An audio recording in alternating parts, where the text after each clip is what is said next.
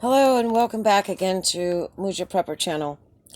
Okay, I wanted to talk a little bit about water bottles. Um, they have those really big bottles, that are like about, I don't know, 5 gallons or 8 gallons, depending on what size you pick. Um, they're usually blue or green. They're heavy. They're very heavy. And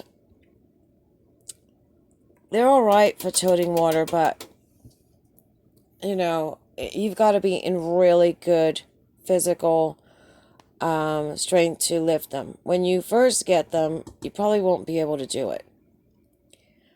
One of the things that I used to do out there, and it made life a lot easier, was I drink a lot of pop. So I had a lot of pop bottles. So I would rinse them out really well, and I would use those to haul water with. Now, I don't know how safe they are, but I did it for like 12 years and I'm still here. I didn't use it to drink, though. My animals did drink it, but my animals drank from puddles and streams, and, I guess they have a different kind of system. So it didn't affect them. I used regular water, bottled water for cooking and drinking. But it's all right for bathing. You can wash up with it. It's not going to make you sick or anything. Another benefit of these bottles is that what I could do, because I was really off the grid, completely off the grid, um, was I would take a couple of the bottles and I would put them on the dashboard of my vehicle. And then I had hot water at the end of the day on a warm day. So I had instant hot water, well, it'd been sitting there all day getting hot, so. But that was another resource. These are like, desperate measures. I didn't have to make it so hard, but basically I went off grid because I got sick of society. I didn't want to deal with it anymore. I just wanted to be left the hell alone. So I took off and ran away to the middle of nowhere. And let me tell you, happy times. I was never as happy in my life.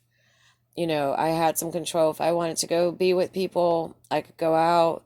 If I didn't want to mess with anybody and be left alone, I could stay home for, you know, extended periods of time.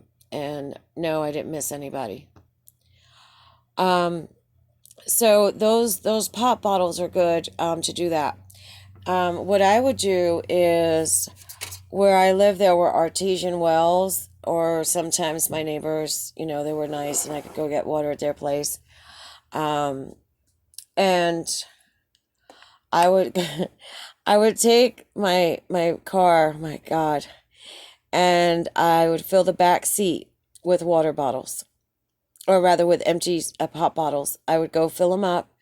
I would do like 100 of them. I do it like once a week. Um, Sometimes once every 2 weeks, depending on how many I got. But I try to do like about 100 of them.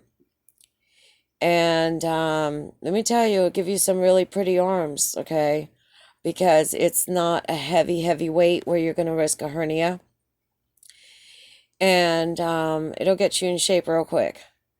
So I would do that. And then I had water. I just put them in a place. But this is for short-term storage. Um, I didn't really add anything to it. I didn't add any chlorine or bleach or anything, because basically this water was going to get used in about a week, and it kept. You can tell when your water starts to go rancid because there'll be bubbles in it and it'll smell funny. So if you see any of that, just throw it away and just don't use it for cooking. This is non-potable water storage. But if you're ever in a bind, it could help you a lot. All right, so if you like this, please give it a thumbs up. If you didn't, give it a thumbs down. I don't care, as Angry Pepper would say. Go ahead and comment below if you have any other creative ideas for getting short-term storage of water. And go ahead and share with your friends. If you have any questions about any of my off-grid escaping from society, and I'll put that in another video, let me know below, and I'll go ahead and make a video on it. Take care.